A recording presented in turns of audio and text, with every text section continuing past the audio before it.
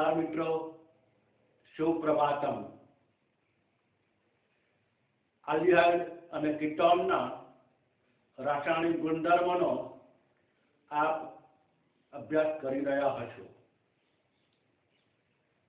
જેની અંદર આપણે હાઇડ્રોજન સાયનાઇડ સાથેની, સોડિયમ હાઇડ્રોજન સલ્ફાઇડ સાથેની અને ગ્રિગ્નાર્ડ પ્રક્રિયક સાથેની પ્રક્રિયાનો આપણે અભ્યાસ કર્યો। મિત્રો, આ જે પ્રક્રિયાઓ અત્યારે ચાલી રહી છે એ આલ્ડિહાઇડ અને કીટોનની કેન્દ્રાનુરાગી યોગશીલ પ્રક્રિયા ચાલે છે। આ પહેલો રાસાયણિક ગુણધર્મ ચાલી રહ્યો છે કે જેની અંદર અલગ અલગ 5 પ્રક્રિયાઓ છે। એના પછી રિડક્શન, ઓક્સિડેશન, સંઘનન પ્રક્રિયાઓ આલ્ફા હાઇડ્રોજનને કારણે એ પ્રક્રિયાઓ બધું બાકી છે। તો આ જે પ્રક્રિયાઓની અંદર કેન્દ્રાનુરાગી યોગશીલ अथवा बीजी एवी प्रक्रिया है कि केंद्रानुरागी योगशील विलोपन। तो केंद्रानुरागी योगशील विलोपन प्रक्रिया अंदर सोडियम हाइड्रोजन सल्फाइड में आपणे बात करेली कि जेनो मुख्य कॉन्सेप्ट हतो कि बिन कार्बोनिल संयोजनोथी आल्डिहाइड के कीटोननुं अल्गीकरण करी शकाय अथवा आल्डिहाइड के कीटोननुं शुद्धिकरण पण करी शकाय। कि जेनी अंदर प्रथम योगशील प्रक्रिया जेने कोईपण अणुवरथी सोडियम बाइसल्फाइड निपज बने अने त्यारबाद एनी खनिज एसिड के अल्कली साथेनी प्रक्रियाथी मूळ आल्डिहाइड के कीटोन विलोपन प्रक्रिया द्वारा पुनः प्राप्त थाय। जे आपणे अभ्यास कर्यो ग्रिग्नार्ड प्रक्रिया जे चैप्टर नंबर 11 अंदर पण एनो अभ्यास दर्शाववामां आवेलो हतो कि जे फॉर्माल्डिहाइड प्राथमिक आल्कोहोल बनावे, अन्य कोईपण आल्डिहाइड द्वितीयक आल्कोहोल बनावे अने कीटोन ए तृतीयक आल्कोहोल बनावे। हवे नेक्स्ट जे केंद्रानुरागी योगशील प्रक्रिया हवे बुकनी अंदर जे आपवामां आवेलुं छे एना अनुसंधानमां वात करूं तो बुकमां आना पछीना टॉपिक में आवे आल्कोहोल नो उमेरण એટલે કે આલ્કોહોલ સાથેની પ્રક્રિયા છે અને એના પછી આવે છે એમોનિયા અને તેના વ્યુત્પન્નો સાથેની। આ એમોનિયા અને તેના વ્યુત્પન્નો સાથેની પ્રક્રિયા ખૂબ જ લાંબી પ્રક્રિયા છે। બુકમાં ભલે એટલું ડિટેલ્સમાં નથી આપી, પણ આ બહુ અગત્યનો પ્રશ્ન છે, કારણ કે બોર્ડની અંદર आ प्रकारનો प्रश्न पूछाय छे કે પછી સ્વાધ્યાયની અંદર લખાણ સંબંધિત એમાં કેવા પ્રશ્નો આપેલા છે એની ચર્ચા આપણે કરવાના છીએ। આલ્કોહોલનું ઉમેરણવાળો જે રાસાયણિક ગુણધર્મ છે એ થોડું ટૂંકાણમાં છે, આ થોડી લાંબી પ્રક્રિયા છે, તે સંપૂર્ણ આખો લેક્ચર આની અંદર જાળવો છે। અને આજે આપણે પહેલા 5મા નંબરનો રાસાયણિક ગુણધર્મ શરૂ કરીશું કે જે हमने नंबर से तो कोई लेवा देवा नहीं। परीक्षा में एवं तो पूछातु नहीं कि आल्डिहाइड और कीटोन केंद्रानुरागी योगशील प्रक्रिया 5मा नंबर नो रासायनिक गुणधर्म समझावो, एवं तो पूछाय नहीं। ओके, तो आपणे आज शुरुआत करीए छीए आल्डिहाइड कीटोननी एमोनिया अने तेना व्युत्पन्नो साथेनी केंद्रानुरागी योगशील अने जोड़े लख्युं छे विलोपन प्रक्रिया। એટલે કે પહેલા યોગશીલ પ્રક્રિયા થશે, પછી વિલોપન પ્રક્રિયા થશે, બંને કોન્સેપ્ટ અહીંયા આવશે। તો યોગશીલ અને વિલોપન પ્રક્રિયાનો કોમ્બિનેશનથી અભ્યાસ કરવાનો છે। તો સૌપ્રથમ માહિતી લખી છે કે આલ્ડિહાઇડ અને કીટોન એની એમોનિયા અને તેના વ્યુત્પન્નો। તો મિત્રો એમોનિયા કે જેનું બંધારણ તો દરેકને ખબર જ છે, NH3 एमोनियाનું બંધારણ NH3 અને તેના વ્યુત્પન્નો એટલે કે એમોનિયામાં રહેલો એક હાઇડ્રોજન પરમાણુ દૂર કરો એટલે એ બંધારણ NH2 બન્યું, પણ એ હાઇડ્રોજનની જગ્યાએ કોઈ ઘટક જોડવો પડે। એ ઘટક કયો જોડવાનો એના અનુસંધાનમાં 7 પ્રક્રિયાઓ આવે છે। તો એ ઘટક અત્યારે આપણે ફક્ત Z તરીકે દર્શાવવાનો છે। ઝેર તરીકે શું હશે એ માહિતી આપણે પછી જોઈશું, પણ એમોનિયા અને તેના વ્યુત્પન્નો એટલે કે NH2 કે જેની સાથે કોણ જોડાયેલું હશે તો અહીંયા ઝેર, એમોનિયા અને તેના વ્યુત્પન્નો સાથેની પ્રક્રિયા તેનું બંધારણ Na3 અને NH2 છે. તો એમોનિયા આલ્ડીહાઇડ અને કીટોનની એમોનિયા અને તેના વ્યુત્પન્નો સાથે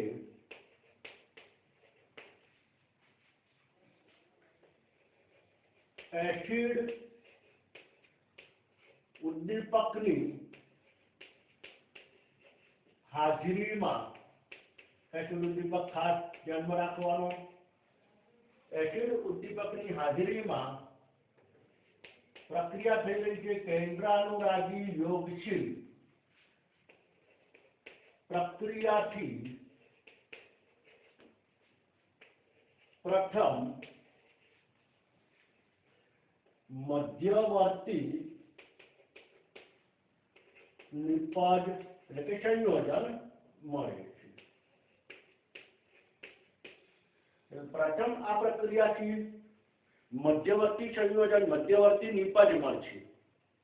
અને મિત્રો આ જે પ્રક્રિયા જે છે એ પ્રતિવર્તી પ્રક્રિયા છે. તે પ્રતિવર્તી પ્રક્રિયા છે.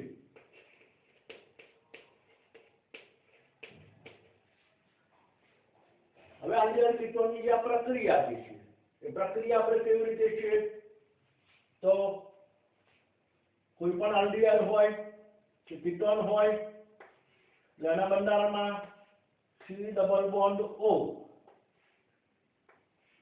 આ તો ફિક્સડ હોય જે કાર્બોનિલ સમૂહ છે. એની પ્રક્રિયા આપણે કોની જોડે કરવા જઈ રહ્યા છીએ તો એમોનિયા કે તેના વ્યુત્પન્નો, અને પ્રક્રિયા જે દર્શાવેલી છે એ પ્રતિવર્તી પ્રક્રિયા છે. તો પ્રતિવર્તી પ્રક્રિયાને સ્વરૂપે આપણે દર્શાવીએ કોની હાજરીમાં પ્રક્રિયા થઈ રહી છે તો કે એસિડ ઉદ્દીપકની હાજરીમાં. તો ઉલ્લેખ કરીએ અહીંયા એસિડ, અને પ્રક્રિયા આપણે કોની જોડે કરવાની છે તો એમોનિયા અથવા એમોનિયાના વ્યુત્પન્ન. આપણે અહીંયા જનરલી અત્યારે એમોનિયાનું વ્યુત્પન્ન સ્વરૂપે આપણે પ્રક્રિયા દર્શાવવાની છે, એટલે કે અહીંયા ઝેર. બરાબર. પછી એ ઝેરને આધારે બધી પ્રક્રિયાઓનું આપણે ઉદાહરણો સમજવાના છે.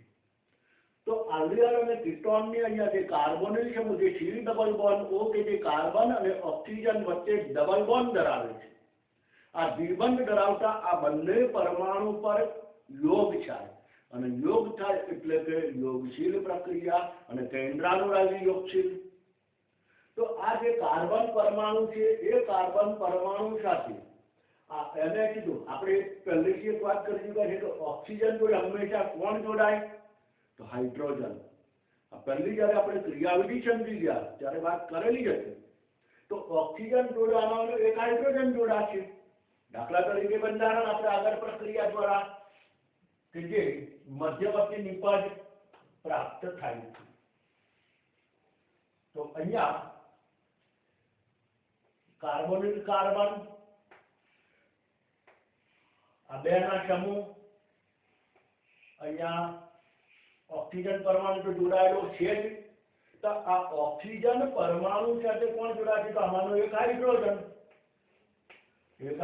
પરમાણુ અહીંયા જોડાઈ ગયો. બરાબર. હવે શું બાકી રહ્યું તો બીજા આ જે પરમાણુ, કારણ કે આ બેમાંથી એક પરમાણુ ઓક્સિજન જોડે જાય અને બીજો કોની જોડે જાય કાર્બન જોડે. હવે બાકી શું રહ્યું જો એક હાઇડ્રોજન જોડાઈ ગયો, હવે બાકી શું રહ્યું NH તો એ અહીંયા જોડવાનું NH, અને H ની જોડે જોડાયેલો છે એ Z સમૂહ. ઝેર શું છે એ તો માહિતી આપણે જોવાની બાકી જ છે। તો આ જે પ્રક્રિયા જે છે અહીંયા નિપજ તરીકે પ્રાપ્ત થયું મધ્યવર્તી સંયોજન। અહીંયા આ રીતે મધ્યવર્તી સંયોજન આલ્ડીહાઇડ કે કીટોનની એમોનિયા કે તેના વ્યુત્પન્ન સાથેની પ્રક્રિયાથી પ્રાપ્ત થાય। હવે મધ્યવર્તી સંયોજન શું કરશે? આપણે આ પ્રક્રિયાની અંદર શરૂઆતમાં જ લખેલું છે કે યોગશીલ અને વિલોપન, યોગશીલ અને વિલોપન। તો હવેની જે પ્રક્રિયા નેક્સ્ટ, તો એની અંદર માહિતી આપણે જોઈએ।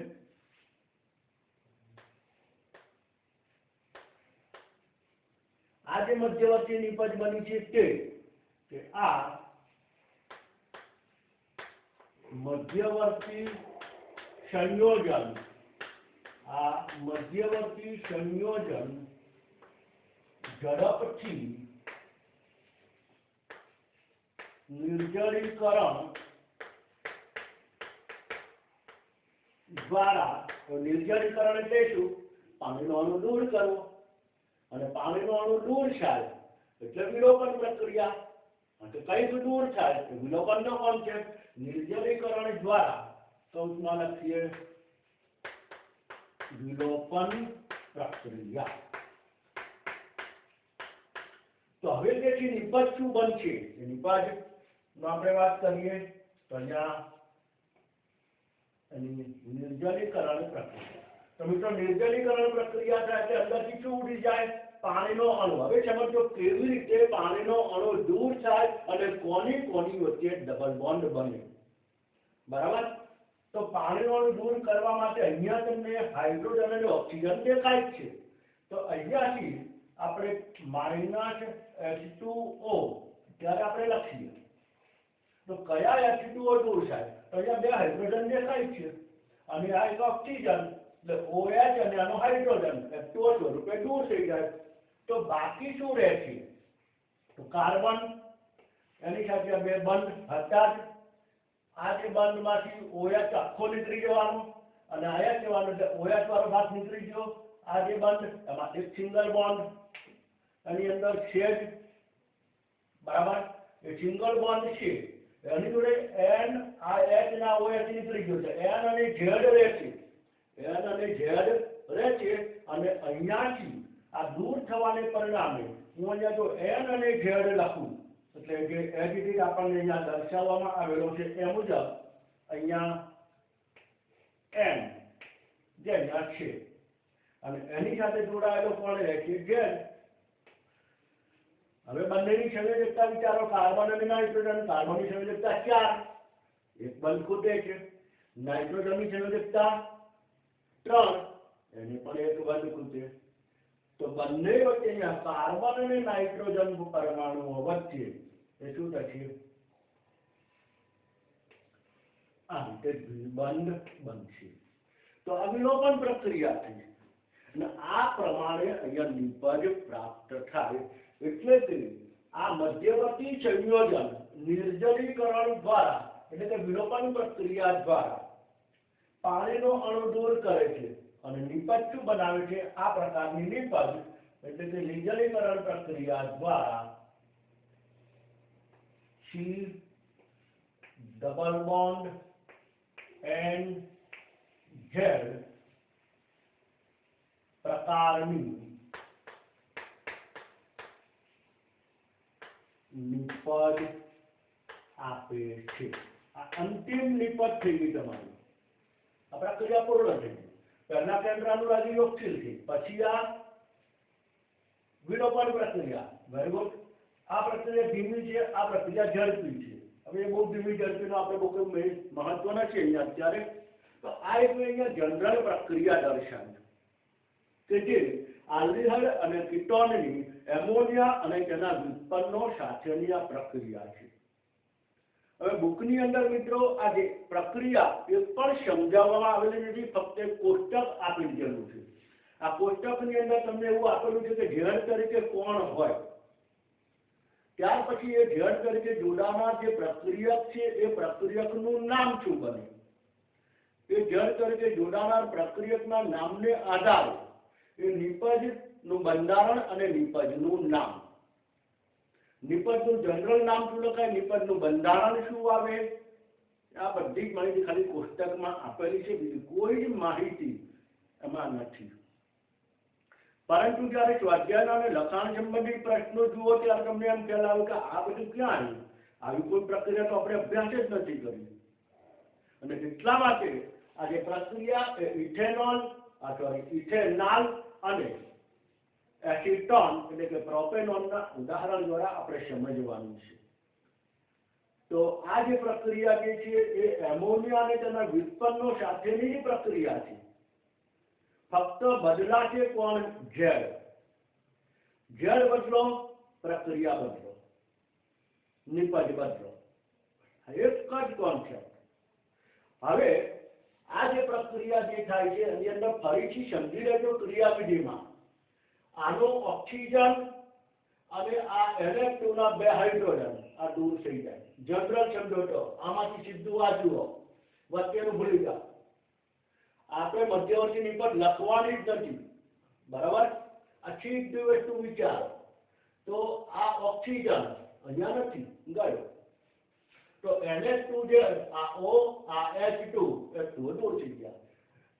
ડબલ બોન્ડ N સાથે કોણ જોડેલું છે, દેખાય છે. તો આલ્ડિહાઇડ હોય કે કીટોન હોય, આ યાદ રાખી લેજો, આ યાદ રાખજો, ભૂલતા નહીં. આલ્ડિહાઇડ હોય કે કીટોન હોય કે જેમાંથી ઓક્સિજન પરમાણુ અને NH2 માંથી 2 હાઇડ્રોજન દૂર થાય H2O સ્વરૂપે અને કાર્બન અને નાઇટ્રોજન વચ્ચે ડબલ બોન્ડ બનશે. આ નિપજ જનરલ ખાસ યાદ રાખજો, કારણ કે આની અંદર આ બધી ઘણી વસ્તુ પૂછાય છે, તો અહીંયા હાઇલાઇટ કરી રાખું છું. યાદ રાખો. તમારે ક્યાંય થિયરિકલ પૂછાય તો લખવાની જરૂર નથી, બરાબર. પણ આ ખાસ મહત્વનું છે. આપણે જે આલ્ડિહાઇડ હશે તો ત્યાં શું હશે, CHO કે કીટોન હશે તો શું હશે, CO. તો CHO કે CO માંથી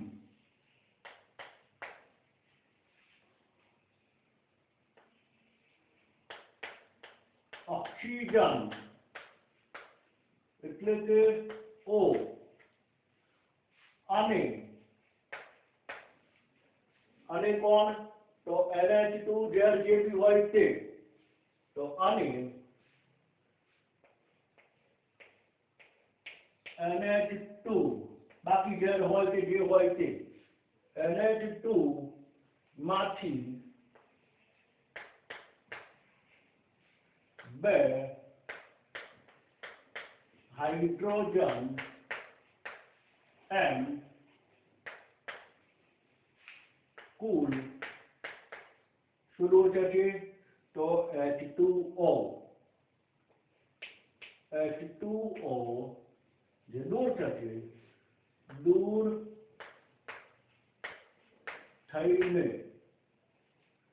મળતી નિપજમાં કોની વચ્ચે, જે પેલો તમારો કાર્બન હતો તે કાર્બન અને બીજું કોણ છે, તો નાઇટ્રોજન પરમાણુ અને નાઇટ્રોજન વચ્ચે દ્વિબંધ રચાશે. કાર્બન અને નાઇટ્રોજન વચ્ચે દ્વિબંધ રચાશે. મુખ્ય કોન્સેપ્ટ યાદ રાખજો, કારણ કે જે પ્રશ્નો પૂછાય છે ને ત્યારે ખબર પડશે, ને પ્રશ્નો તમને આપેલા છે એવા સમજાય એટલે ખ્યાલ આવશે, બરાબર. તો આ મુખ્ય કોન્સેપ્ટ આ પ્રક્રિયાનો યાદ રાખજો. ત્યાં લખવાનું પણ યાદ રાખી લેજો, નોટમાં નોટ ડાઉન કરી લેજો. જે લેક્ચર જોતા હોય તે, ન જોતા એના માટે કોઈ પ્રશ્ન જ નથી. ઓકે મિત્રો, તો આ જે છે એ જનરલ આપણે માહિતી આપી દીધી. હવે ખરેખર શરૂઆત તો પ્રક્રિયાની થાય છે. આ ક્રિયાવિધિ છે, શું બનશે એ તમને સમજાવવામાં આવ્યું છે, પણ વાસ્તવિક હવે પ્રક્રિયાનો અભ્યાસ કરવાનો છે. તો એ જે પ્રક્રિયાનો અભ્યાસ હવે આપણું જે ઝેડ છે એ ઝેડને આધારે કરવાનો છે. તો ઝેડ તરીકે શું હોઈ શકે એ સામે અહીંયા જે પદાર્થ આપેલો છે એને આધારે પ્રક્રિયક, એટલે કે જે પ્રક્રિયક છે એ પ્રક્રિયક ત્યાં લખતા જઈશું અને એને આધારે નિપજ કેવી રીતે બનશે, નિપજનું નામ, આ બધું જોઈશું. આજે દર્શાવું છું, એક પણ પ્રક્રિયા બુકમાં નથી. બરાબર? તો અહીંયા જે પ્રક્રિયક આપવામાં આવેલો છે તો જેનું નામ ઇથેનોલ, પ્રક્રિયકનું નામ છે ઇથેનોલ અને બીજું એનું નામ કહી શકાય તો એસિટાલ્ડિહાઇડ. એટલે એસિટાલ્ડિહાઇડ અથવા ઇથેનોલ તરીકે ઓળખાય, જે આપણે જાણીએ છીએ. હવે આપણી પ્રક્રિયા, તો અહીંયા ઝેડ તરીકે હોનાર ઘટક કોણ છે? તો પહેલી પ્રક્રિયાની અંદર ઝેડ તરીકે અહીંયા છે હાઇડ્રોજન પરમાણુ.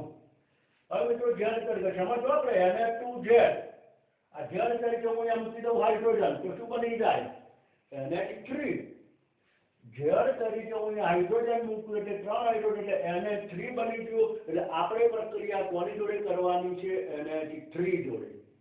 તો Na3 જોડવામાં આવે તો એ જે ઘટક છે એનું નામ છે, આપણે એને કહીશું એમોનિયા. એટલે ઝેડ તરીકે જો હાઇડ્રોજન મૂકવામાં આવે તો એને એમોનિયા તરીકે ઓળખાય. કે સૌથી પહેલી પ્રક્રિયા આપણે જોઈ રહ્યા છીએ એમોનિયાની, Na3. દરેકમાં એસિડ ઉદ્દીપક, દરેકમાં પાણીનો અણુ દૂર કરવાનો.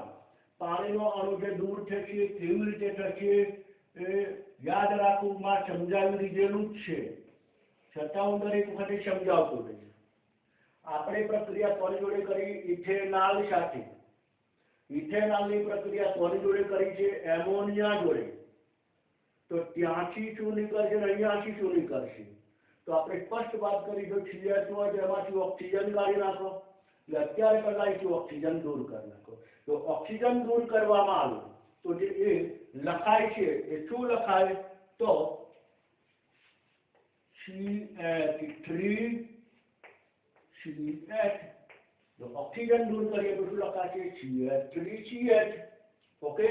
એ પછી આપણે વાત કરી કે આનો ઓક્સિજન અને જે પેલો NH2 હોય અને એનો ઝેડ, પણ આપણે ઝેડ એટલા હાઇડ્રોજન છે, તો ટૂંકમાં ત્યાંથી કેટલા હાઇડ્રોજન દૂર કરવાના? એનો NH3 માંથી 2, એટલે પાણીનો અણુ દૂર થઈ જાય. તો આનો ઓક્સિજન અને પેલાના 2 હાઇડ્રોજન, તો એના 2 હાઇડ્રોજન દૂર કરું તો ત્યાં બાકી શું રહે? NH બાકી રહે છે. ત્યાં આગળ NH અહીંયા બાકી રહે. ઓકે, NH બાકી રહ્યું. અને એ કાર્બન અને નાઇટ્રોજન, કાર્બન અને નાઇટ્રોજન વચ્ચે શું રચાઈ જાય? દ્વિબંધ. તો ત્યાં આગળ કાર્બન અને નાઇટ્રોજન વચ્ચે આપણે દ્વિબંધનું નિર્માણ કરવાનું, અહીંયા ડબલ બોન્ડ.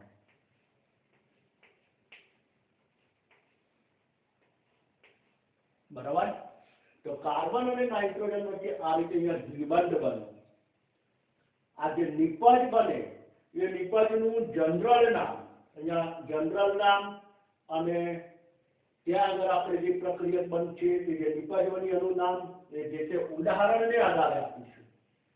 જનરલ એનું નામ છે એને કહેવામાં આવે છે ઇમાઇન. મિત્રો ઇમાઇન કેમ? કારણ કે NH હોય એટલે કે એમોનિયા છે જે એમાઇન ઘટક છે, જે ચેપ્ટર નંબર 13 માં આપણે અભ્યાસ કરેલા છે. NH, NH2 કે N લખેલું હોય એની સાથે જોડાયેલા સંયોજનો જે એમાઇન સંયોજન કહેવાય. અને અહીંયા કાર્બન કે જે દ્વિબંધથી જોડાયેલો છે, અને દ્વિબંધથી જોડાયેલો કાર્બન છે આલ્કીન ઘટક કહેવાય, કે જેમાં ઈન પ્રત્યય લાગે. એટલે આમાં ઈન પ્રત્યય પણ લાગશે અને સાથે સાથે એમાઇન પણ છે. તો ઇન પ્લસ એમાઇન, ઇન પ્લસ એમાઇન, ઇમાઇન. અને ઇમાઇન તરીકે જનરલી ઓળખવામાં આવે અને એને આધારે આનું નામ. હવે અહીંયા કાર્બન કેટલા છે? તો કે 2 કાર્બન. તો 2 કાર્બન એટલે શું કહેવાય? ઇથેન. એમાં ડબલ બોન્ડ ક્યાં કરવાનો? તો પહેલા કાર્બન સાથે. તો એનું જે નામ જે છે એ નામ અહીંયા લખી રહ્યું છું, ઇથેન 1 ઇમાઇન. બુકમાં પ્રક્રિયા છે નહીં એટલે નામ તો હોય જ નહીં. યાદ રાખજો, ઇથેન 1 ઇમાઇન. ઓકે મિત્રો, આ પહેલી પ્રક્રિયા થઈ ગઈ, જેમાં ઝેડ તરીકે હાઇડ્રોજન, પ્રક્રિયક કહેવાય એમોનિયા, નિપજ બને ઇમાઇન. ઇથેનોલની આ નિપજ બની તો CH3 CH double bond and H. Okay, તો નેક્સ્ટ આપણે આગળ જોઈએ હવે ઝેડ તરીકે. હવે મિત્રો ઝેડ તરીકે જો R અથવા AR, R એટલે આલ્કાઇલ, AR એટલે એરાઇલ, બંને લઈ શકાય. તો R તરીકે અહીંયા જો ઘટક હોય તો એ જે જનરલ પ્રક્રિયા છે, R હોય તો આલ્કાઇલ એમાઇન, AR હોય તો એરાઇલ એમાઇન. કારણ કે બાકી કોણ રહ્યું? NH2. આપણે ઝેડની જગ્યાએ R લખીએ છીએ તો RNH2. RNH2 એટલે amine, alkane amine. Chapter number 13. બરાબર.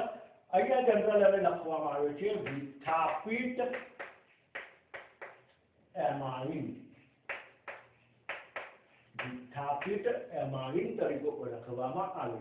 એ પછી એરાઇલ હોય, આલ્કાઇલ હોય, જે બી હોય, મિથાઇલ હોય તો મિથેન એમાઇન, ઇથાઇલ હોય તો ઇથેન એમાઇન, બેન્ઝીન હોય તો બેન્ઝીન એમાઇન અથવા એનેલિન. NH2 તો છે.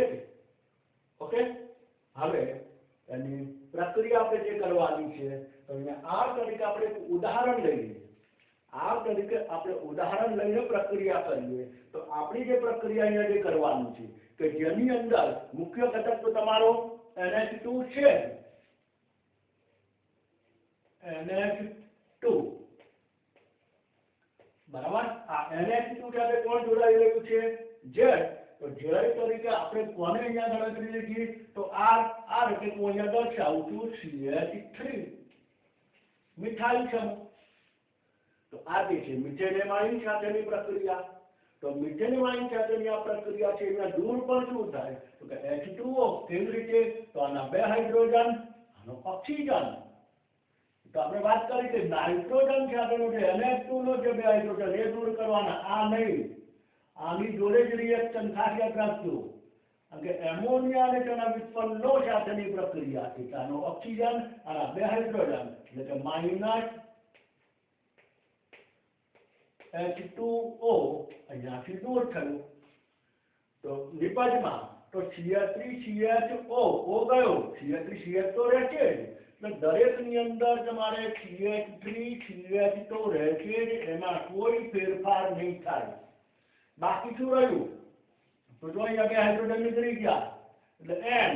હવે આવ્યો N અને N ની જોડે શું જોડાયેલું છે? તો CH3 નેગેટિવ, એમાં કોઈ ફેરફાર નહીં. બરાબર. અને શું થશે? તો બંને વચ્ચે દ્વિબંધ. બંને વચ્ચે આ રીતે દ્વિબંધ. ઉપરના જેમ જ છે, ફરક ક્યાં પડ્યો? ઝેડ બદલ્યો. ઝેડ R એટલે કે CH3 લીધું, બેન્ઝીન વડે પણ લઈ શકાય. અહીંયા ઝેડ એટલે H હતો. સમજી ગયા? તો આ જે નિપજ બની રહી છે એ નિપજનું નામ ઇમાઇન જ છે, પણ એ વિસ્થાપિત ઇમાઇન અથવા મેઇન આપણે ખાસ યાદ રાખો અને સ્ટીપ બેઝ તરીકે ઓળખવામાં આવે. એ સ્ટીપ બેઝનું બંધારણ ક્યારેક તમને પૂછે નીચે પછી કયું બંધારણ છે તો C ડબલ બોન્ડ N એની જોડે કંઈક આલ્કાઇલ હોવો જોઈએ. બરાબર. C ડબલ બોન્ડ N જોડે કંઈક હોવું જોઈએ. એ તમારે સ્ટીપ બેઝ તમારે સમજવાનું. અહીંયા નામ લખીએ તો નાઇટ્રોજન સાથે કોણ જોડાયેલું છે? મિથાઇલ. તો N સાથે મિથાઇલ, બાકી તો જે ઉપર છે એ જ, એમાં કોઈ ફેરફાર નહીં. તેનું નામ N મિથાઇલ, બાકી રહ્યું એ. ઇથેન 1 ઇમાઇન આનું નામ થઈ ગયું એન મિથાઇલ ઇથેન 1 ઇમાઇન. તો ક્લિયર? નેક્સ્ટ નંબર 2 બધી પ્રક્રિયાઓ કોની હાજરીમાં થઈ રહી છે એ તો ખાસ ધ્યાનમાં રાખજો. એસિડ ઉદ્દીપકની હાજરીમાં. બરાબર? આ ખાસ ધ્યાન રાખો. ઓકે, હવે જે પ્રક્રિયા જે છે આગળ કે જ્યાં ઝેર બદલો તો ઝેર તરીકે જો OH હોય, ઝેર તરીકે OH એટલે કે શું બંધારણ થાય? NH2OH. NH2OH. તો NH2OH આપણે અહીંયા દર્શાવીએ. NH2 જેની સાથે ઝેર તરીકે કોણ જોડાયેલું છે? તો કે OH. એનું બંધારણ બન્યું. તો NH2OH એ પ્રક્રિયકનું નામ છું તો એનું નામ કહેવામાં આવે છે હાઇડ્રોક્સિલ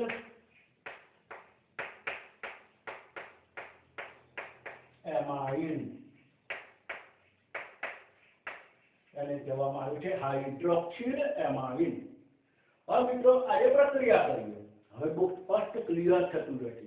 જે ખરેખર જેને સમજાઈ ગયું છે તો ક્લિયર થશે.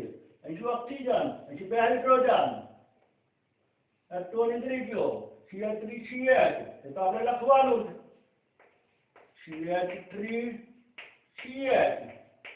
બરાબર? હવે શું આવી જવાનું? તો ડબલ બોન્ડ. એ પણ હવે ખબર પડી ગઈ. અહીંયા ડબલ બોન્ડ. ડબલ બોન્ડ પછી શું લખેલું છે? તો આ ઓક્સિજન, આના બે હાઇડ્રોજન, કોણ આવ્યું? NOH. એટલે કે અહીંયા N ની જોડે CH3. અહીંયા શું આવશે? OH. બરાબર? હવે આ જે નિપજ બન્યું, હવે નિપજોના નામ એ સામાન્ય સ્વરૂપે યાદ રાખવાના છે. આ જે નિપજ બને છે એ નિપજનું નામ કહેવાય છે ઓક્ઝાઇન. નિપજનું નામ કહેવાય છે ઓક્ઝાઇન. કેવી રીતે? તો જેનો પદાર્થ હોય, ઇથેનોલ હોય તો ઇથેનોલ ઓક્ઝાઇન, અથવા એસિટાલ્ડિહાઇડ હોય તો એસિટાલ્ડોક્ઝાઇન. કદાચ આપણે ખ્યાલ હોય ચેપ્ટર નંબર 14 જૈવિક અણુઓ, ગ્લુકોઝ, તો ગ્લુકોઝની હાઇડ્રોક્સિલ એમાઇન સાથેની પ્રક્રિયાથી ગ્લુકોઝાઇન બને. કદાચ તમે અભ્યાસ કર્યો હોય તો આપણે ખ્યાલ હોય તો ગ્લુકોઝ હાઇડ્રોક્સિલ એમાઇન એટલે કે NH2OH હાઇડ્રોક્સિલ એમાઇન સાથે પ્રક્રિયા કરે તો ઓક્ઝાઇન એટલે કે ગ્લુકોઝાઇન બનાવે. તો અહીંયા જે નિપજ બની એ એસિટાલ્ડિહાઇડનો ઓક્ઝાઇન, અને એસિટાલ્ડિહાઇડનો ઓક્ઝાઇન માટે એને કહેવામાં આવે છે એસિટાલ્ડોક્ઝાઇન.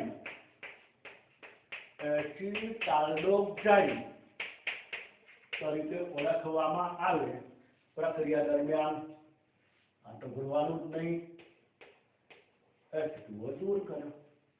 તો આ બીજી પ્રક્રિયા આગળ થઈ હાઇડ્રોક્સિલ એમાઇનની.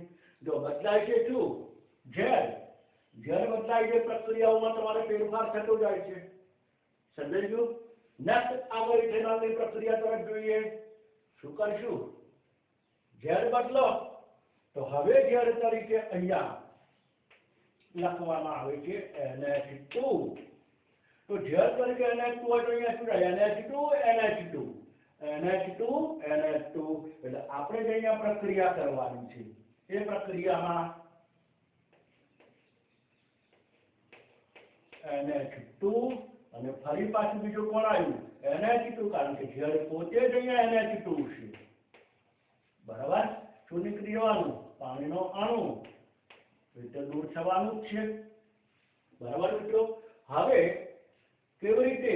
તો આનો ઓક્સિજન, આ બે હાઇડ્રોજન. હવે આમાં તો આ NH2 લો, આ NH2 લો, બધા ઇક્વલ જ છે. તમે આમ લખી દો તો એ જ છે, એ કોઈ ફરક પડવાનો નથી.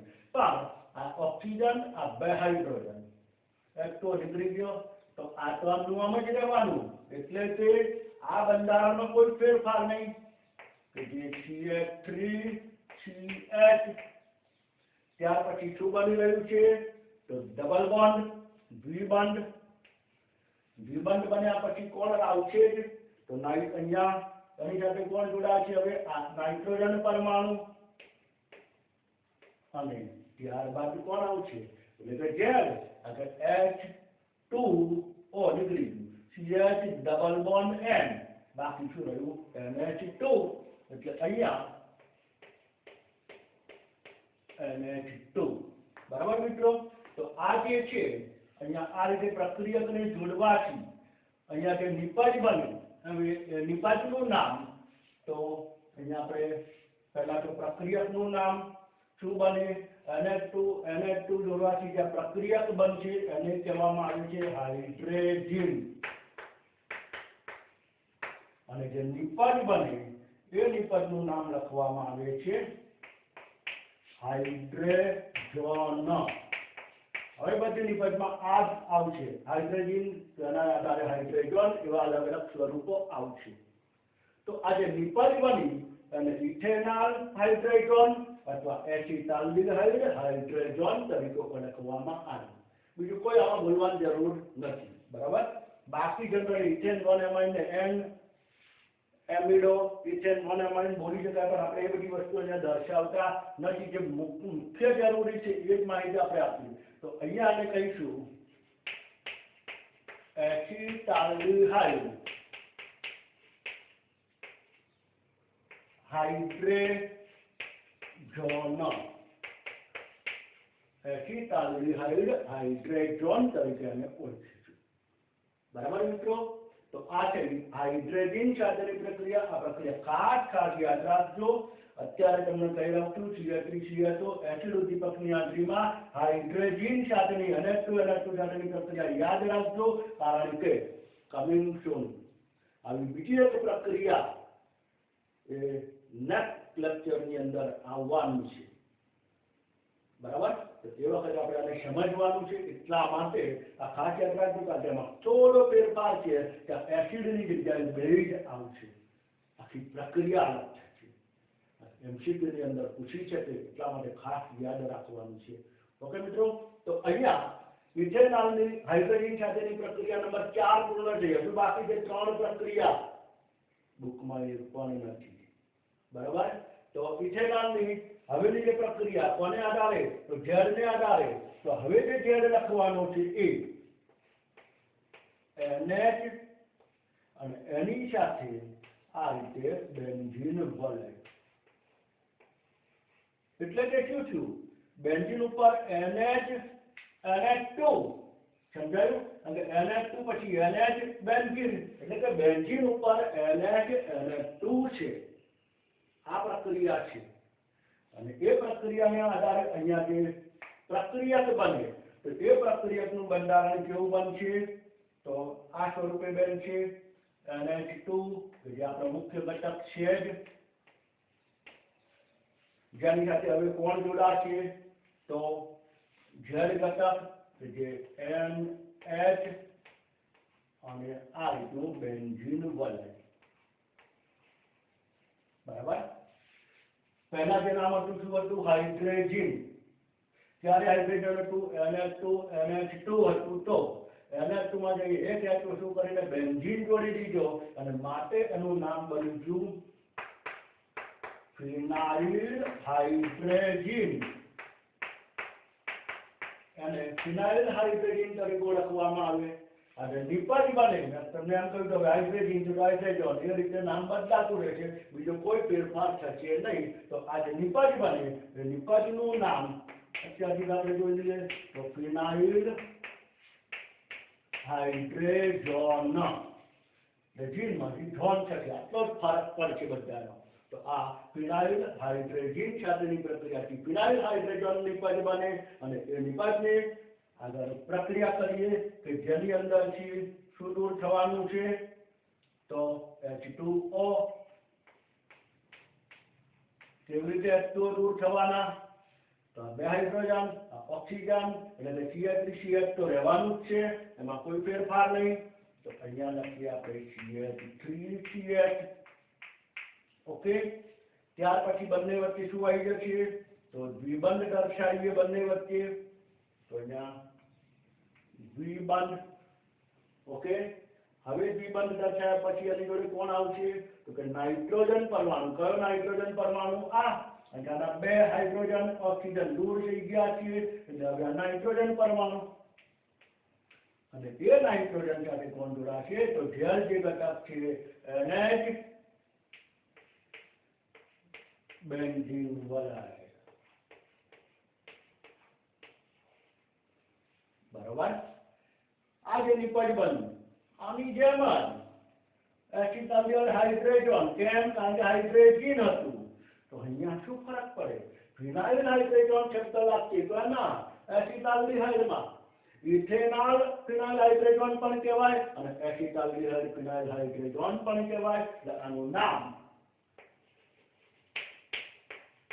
એસિટાલ્ડિહાઇડ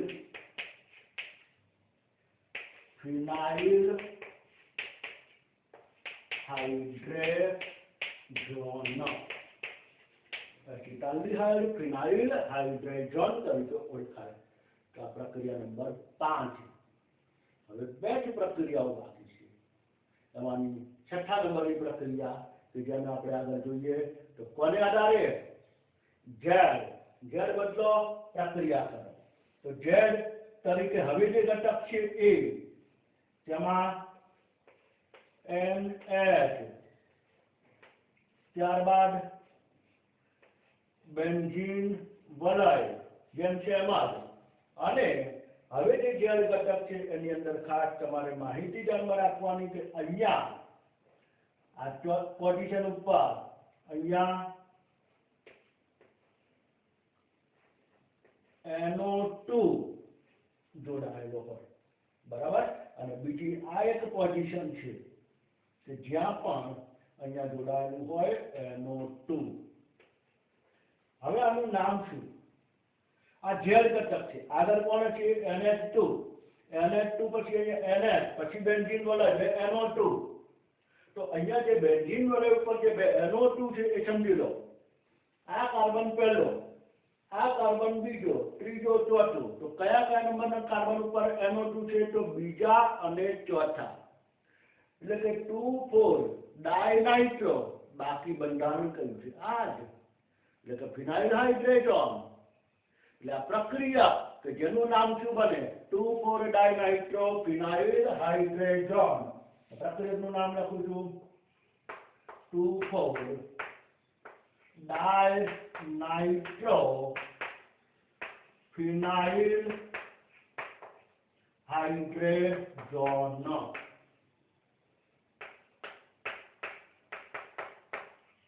2,4 ડાયનાઇટ્રોફિનાઇલ હાઇડ્રેજન છે તો 2,4 ડાયનાઇટ્રોફિનાઇલ હાઇડ્રેજન ની હવે જે પ્રક્રિયા કરવાની છે કોની જોડે ઇથેનોલ જોડે તો ઇથેનોલ એટલે તમારો ઘટક છે અહીંયા CH3CHO તો આ CH3CHO માંથી ઓક્સિજન આ જ્યારે જોડાશે ત્યાં ઝેડ તરીકે તો NH2 તો હશે તો NH2 તો અહીંયાનો બંધારણ આપણે દર્શાવીએ NH2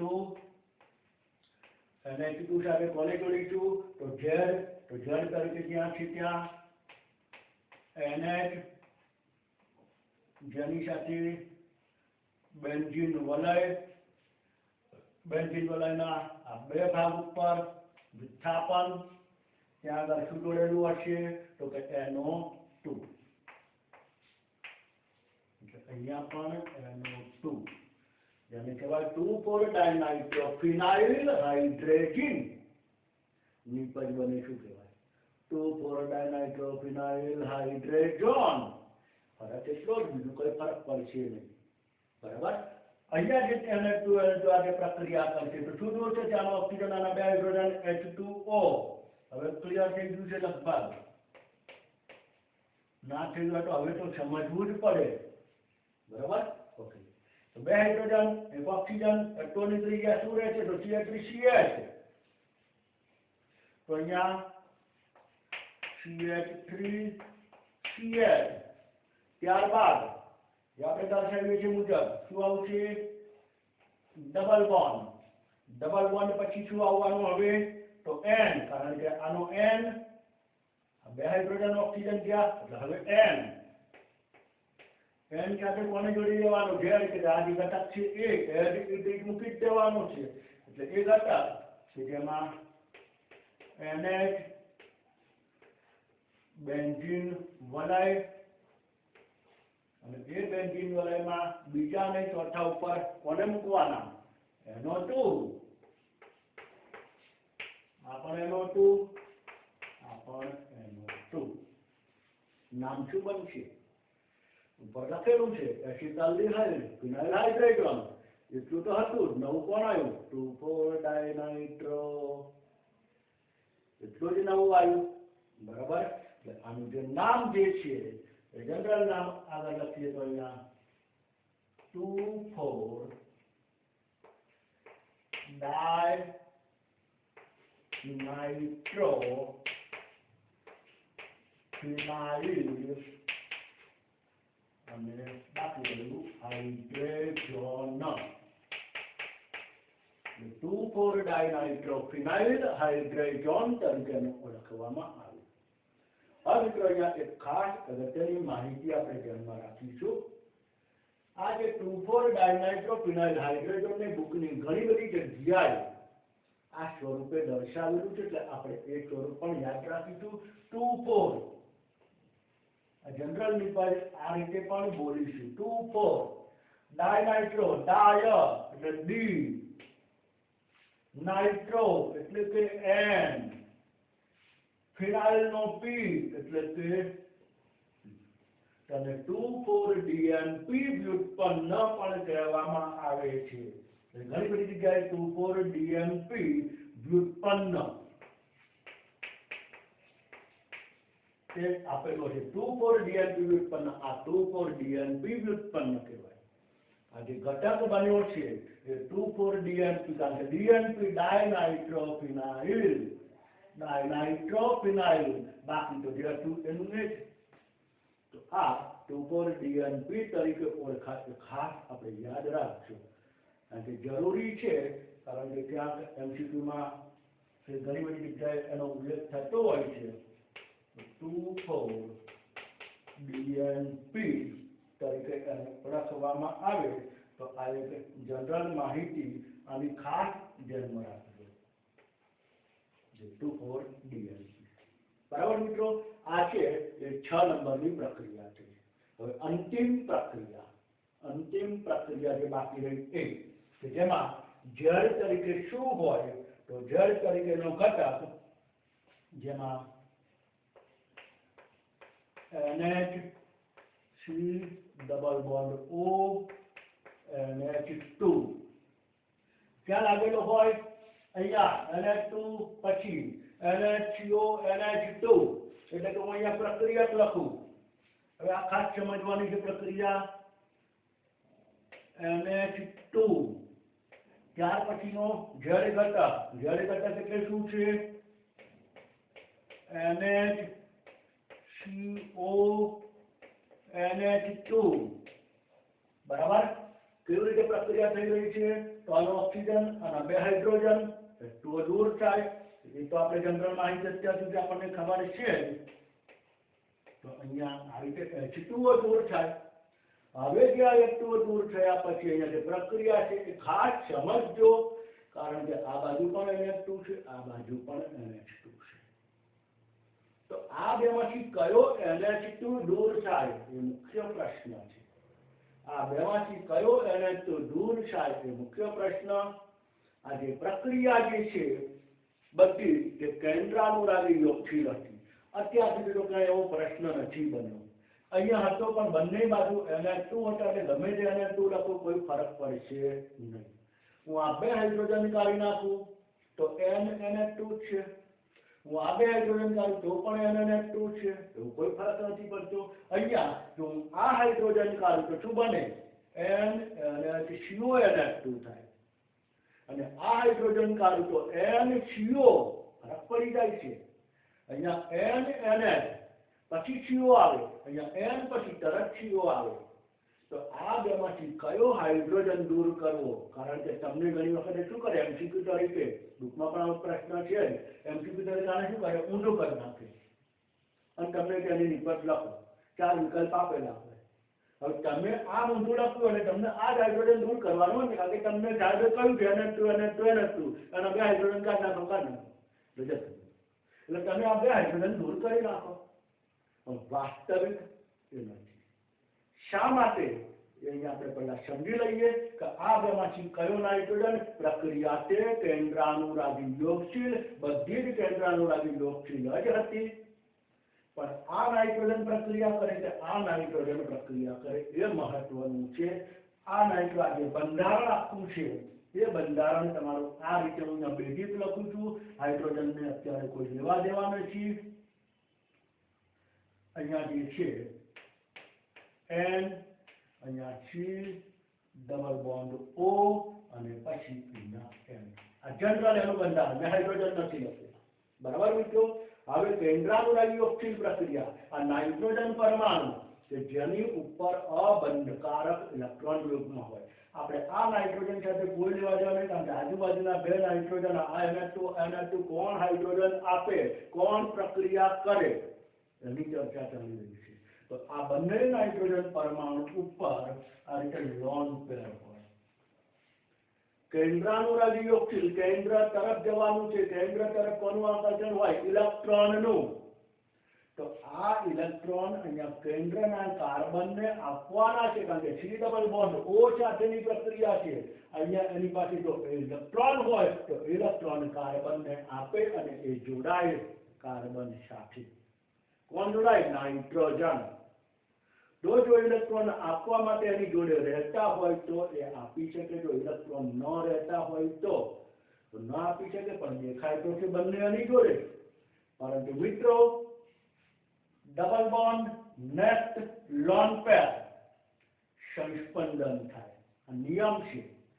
દ્વિબંધ single bond double bond સંસ્પંદન થાય અને આ ઇલેક્ટ્રોન યુગ્મ અહીંયા શિફ્ટ પામે. શિફ્ટ પામવાને પરિણામે આ બંધનું ઇલેક્ટ્રોન આના તરફ જાય.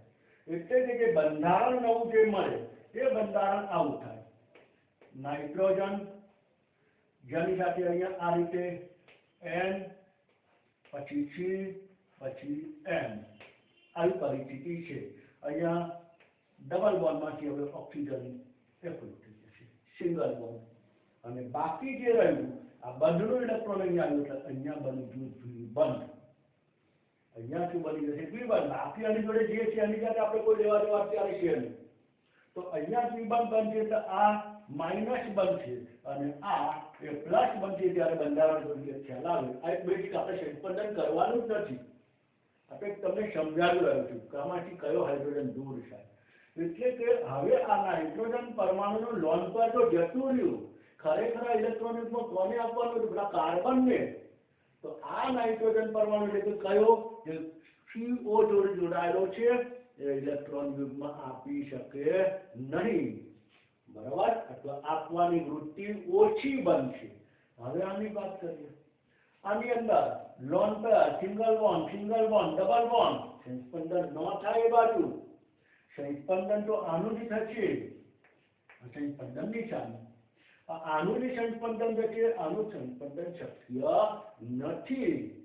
તો આ જ નાઇટ્રોજન પરમાણુ ઇલેક્ટ્રોનનું દાન કરી શકે, આ નાઇટ્રોજન કરી શકે નહીં, કારણ કે એની જોડે ઇલેક્ટ્રોન પોતાની જોડે હાજર રહેશે, ક્યાંય જશે નહીં.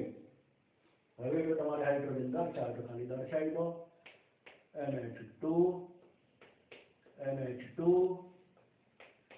NH2 અને અહીંયા જે છે H આ રીતે દર્શાવી દો. બરાબર? એટલે NH થઈ ગયું આ બધું. તો આ બંધારણ. તો અહીંયા સંસ્પંદનને કારણે આ નાઇટ્રોજન પરમાણુ કાર્બન જે CO સાથે જોડાયેલો છે એ ઇલેક્ટ્રોન દાન કરી શકશે નહીં. કયો? આ. અને માટે દૂર આના બે હાઇડ્રોજન કરવાના. આના બે હાઇડ્રોજન અને ઓક્સિજન એ જે નિપજ લખીએ છીએ CH3CH. તો ખરું ને? હવે શું આવે? તો ડબલ બોન્ડ દ્વિબંધ. અને દ્વિબંધ કર્યા પછી ત્યાં પાછું શું આવી જશે? નાઇટ્રોજન પરમાણુ. બરાબર? નાઇટ્રોજન. હવે શું રહ્યું? NH2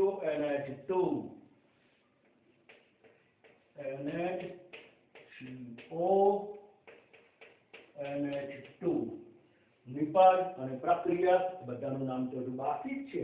આજે NH2 ધરાવતી જે પ્રક્રિયા એને કહેવામાં આવે છે સેમી કાર્બેજાઇડ યાદ રાખજો બંધારણ છે આપેલું છે બુકની અંદર સ્વાધ્યાયમાં સેમી કાર્બેજાઇડ એટલે NH2 NHCO NH2 આ સેમી કાર્બેજાઇડ બંધારણ જે બનશે જોન જોન જોન જોન એટલે કે જે નિપજ બનશે એ નિપજનું નામ સેમી કાર્બેઝોન એનું નામ એ સેમી કાર્બેઝોન તરીકે ઓળખાશે બરાબર તો અહીંયા જે નિપજ બનશે સેમી કાર્બેઝોન કોનો બન્યો એસિટાલ્ડિહાઇડ તો એસિટાલ્ડિહાઇડ સેમી કાર્બેઝોન તરીકે અમે ઓળખીશું એસિટાલ્ડિહાઇડ સેમી કાર્બેઝોન અને એસિટાલ્ડિહાઇડ સેમી કાર્બેઝોન તરીકે ઓળખીશું તો આ ઇથેનોલની પ્રક્રિયા છે આ એક ખાલી આના માટે સમજવા માટે છે લખવાનું હોતું નથી પણ ખબર હોવી જોઈએ એટલે આ ઓક્સિજન અને બે હાઇડ્રોજન એકટો દૂર કરો બાકી રહેશે તો આ ઇથેનોલ સાથેની આ 7 પ્રક્રિયાઓ થઈ હજુ આવી જ પ્રક્રિયાઓ કોની થાય એસિટોન આ બધી જ આવી પ્રક્રિયાઓ કોની આવશે એસિટોન એસિટોન સાથેની પ્રક્રિયાની તમને હિન્ટ જ આપું છું બધી પ્રક્રિયાઓ લખજો નેકું લખાય અને હવે તો પાછી એની પ્રક્રિયા લખવા જઈએ તો પાછો બીજો સમય જાય છે એ પ્રક્રિયા બીજું કે હું જ લખી કાઢું તો તમને જરાક મજા નહીં આવે તમે લખો પછી ચેક કરજો નેક્સ્ટ લેક્ચરની અંદર તો તમને વધારે મજા આવશે તો અહીંયા એસિટોન આવે હવે જો આ છે એસિટોન આવે એટલે અહીંયા મારે શું નીકળી જાય એચ બરાબર આ એક બંધારણ ખાલી તમને અહીંયા દર્શાવું છું પછી પાછું હતું એનું એમ આપણે કરી દઈશું બરાબર અહીંયા શું હોય એની વચ્ચે ડબલ બોન્ડ તો નોર્મલ છે જ અહીંયા શું હોય CH3 તો એસિટોન થઈ ગયો CH3CO CH3 હવે આમાંથી શું દૂર કરવાનું લખેલું છે CO હોય તો ઓક્સિજન આ ઓક્સિજન કાઢ નાખવાનું આ ઓક્સિજન કાઢો એટલે શું હોય જાય NH3 એટલે કે NH2 CH3C CH3 double bond NH2 એટલે અહીંયા શું ફરક પડે CH3C આ H લખ્યું છે જગ્યાએ શું આવી જાય આ H હું કાઢી નાખું એની જગ્યાએ અહીંયા શું આવી જાય CH3 તો થઈ ગયું CH3C CH3 CH3C CH3 બાકી ડબલ બોન્ડ O નીકળ્યો NH2 માંથી બે હાઇડ્રોજન નીકળ્યા શું થયું NH થઈ ગયું નિપજ નેક્સ્ટ એ રીતે બીજી ગયો તો CH3C નીચે શું આવશે CH3 ડબલ બોન્ડ તો છે જ શું આવશે NH2 શું નીકળી ગયું બે હાઇડ્રોજન N પછી શું છે CH3 આ બધી અનિયમ રહેવાનું ડબલ બોન્ડ પછીનું બધી અનિયમ રહેવાનું તમારે ફેરફાર શું રહેશે અહીંયા જ આ કાઢો અહીંયા લખો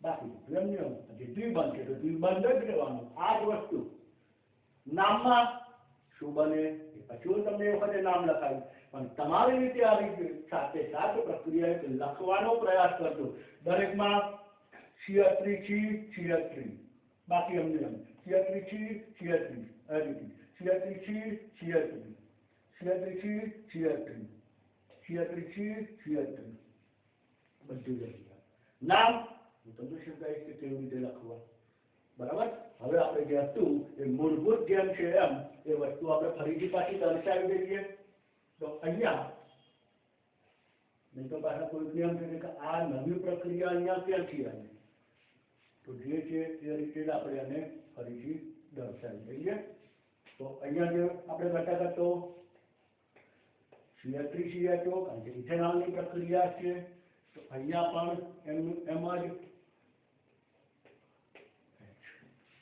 બરાબર બધી એસિડ ઉદ્દીપકની હાજરીમાં થતી આ પ્રક્રિયાઓ છે તો આ આલ્ડીહાઇડ અને કીટોનની એમોનિયા અને તેના વ્યુત્પન્નો સાથેની પ્રક્રિયાનો પાર્ટ 1 પાર્ટ 2 નેક્સ્ટ આવશે કે જેમાં તમે એસિટોનની પ્રક્રિયાઓ તમે લખેલી છે હું લખીશ તમારે ચેકઆઉટ કરતું જવાનું અને પછી લખાણ સંબંધિત પ્રશ્ન અને સ્વાધ્યાયના કેટલાક પ્રશ્નો જે છે કે જ્યાં કઈ કઈ આવી માહિતી આ પ્રક્રિયાના અનુસંધાનમાં છે કે જે સીધે સીધા 4 માર્કની અંદર પણ પૂછી શકે, MCQમાં પણ પૂછી શકે.